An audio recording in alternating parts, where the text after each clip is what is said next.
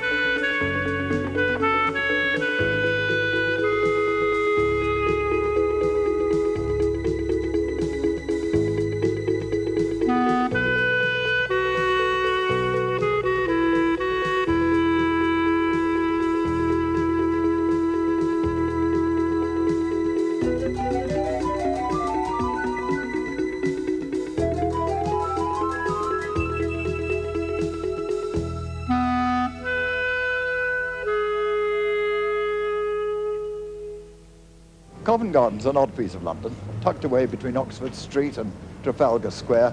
It had for many, many years a good, strong, individual flavour of its own.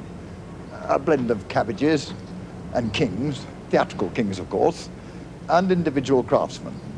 But a few years ago, the market moved out. More and more theatres are under threat of closure, and rising rents forced out the craftsmen. But here in Neal's Yard, all three ingredients of old Covent Garden still thrive happily together. And right up at the end, the craftsmen are still busy. Just at the moment, they are copying the crown jewels.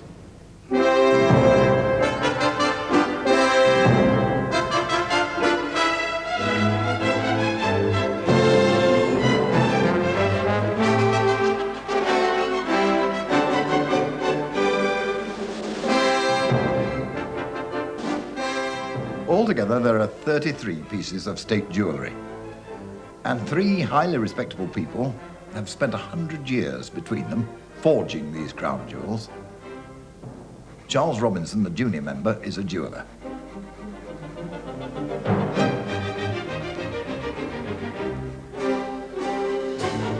Bess Martin is an embroiderer who can also set diamonds and rubies.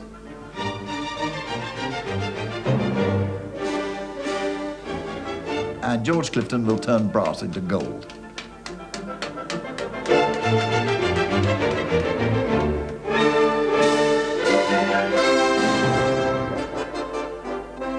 Their effects go all around the world. They've been seen by millions in exhibitions and trade fairs, in museums and waxworks and stately homes. Rich Americans have bought them for their private collections.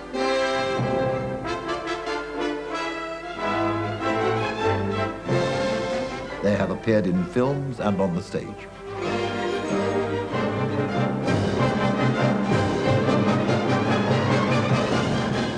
Charlie Robinson has made crowns and diadems at this bench for 12 years.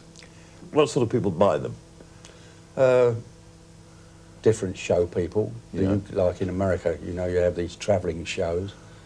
Either they're travelling waxworks or travelling exhibitions. Also the big exhibitions in America, and the one that in Canada, they had them.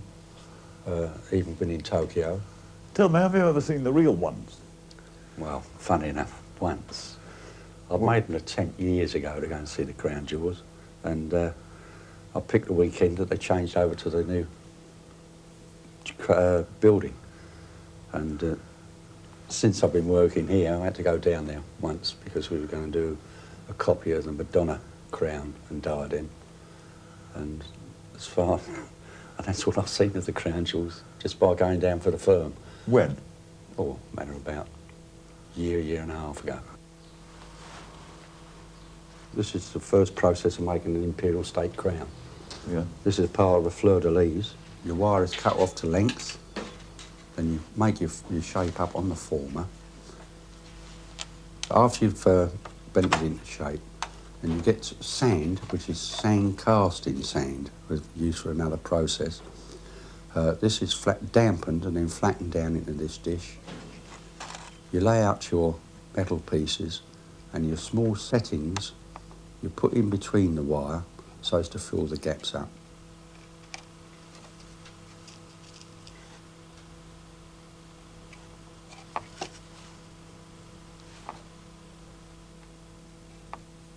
You've got to dry it, then after it's dried, you spot it all with solder. This is a brass solder made up of borax and nitric.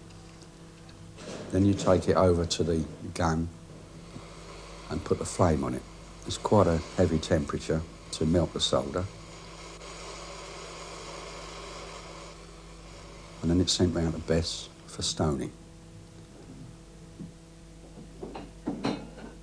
All these small pieces, they are all done in the same principle, and they all go round to Bess first. Whilst Bess is stoning those, I work on the two base bands. The top one has to have this section cut out to follow the line of the crown all the way round.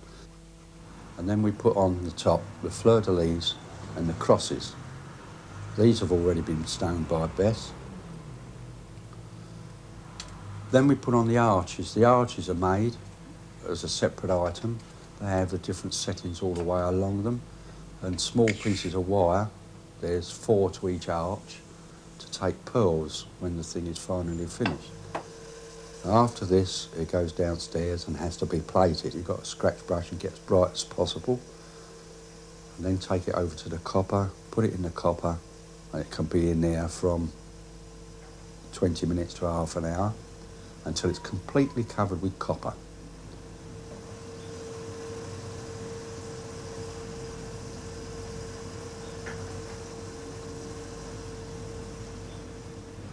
After scratch brushing, we go along to silver bath and we place it in the silver for about 10 minutes, quarter of an hour, and it comes out a matte white.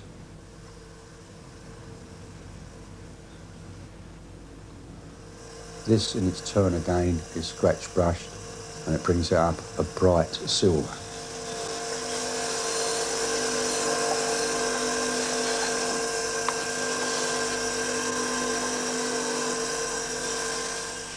After it's dry, it goes back to Bess, puts the major big stones in. Some of the stones alone, because they're especially hand cut, they're costing us £10 to £15 each. I mean, they're made of a quartz rather than just ordinary glass, which the other stones are just ordinary glass. Between them, Bess and Charlie can turn out an imperial state in a fortnight, at a price. It costs $2,500 for a complete set. I don't think you'd want to pay that, do you? Even one crown is about 400 something. I mean, that's a lot of money, isn't it? It mostly goes to museums and waxworks. When did they start doing that? The state jewels, I mean? When the George V and Queen Mary had their jubilee. And from then, it's gone on and on and on. And each time it seems to improve. And of course now we get these books. It gives us such a lot of detail to what we was able to get in the beginning. Because when you go to the tower, you're only there for a short time. And you just sort of scan through everything and think, oh, I'll remember that and I'll remember this. But you don't. So your books are a great help too. What other kind of work do you do then? I never do the same job twice. Sometimes I might do that, or I might do a bit of ordinary sewing. And then, of course, there's the bullion work that's to be done. And I say these fringes that I make for the epaulets. Would you like to see them? Yes, I would, please. And that's just gold, is it? Yes. Yeah. It's like a tubular, really. Yeah. You have to be very careful, because you can break it. What is this machine? That twists the bullion and makes it into like a little fringe. Yeah, I see.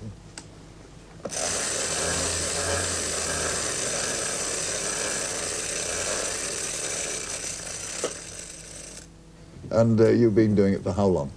53 years. Now, how did you come, in the first place, to start in this particular business? It was a local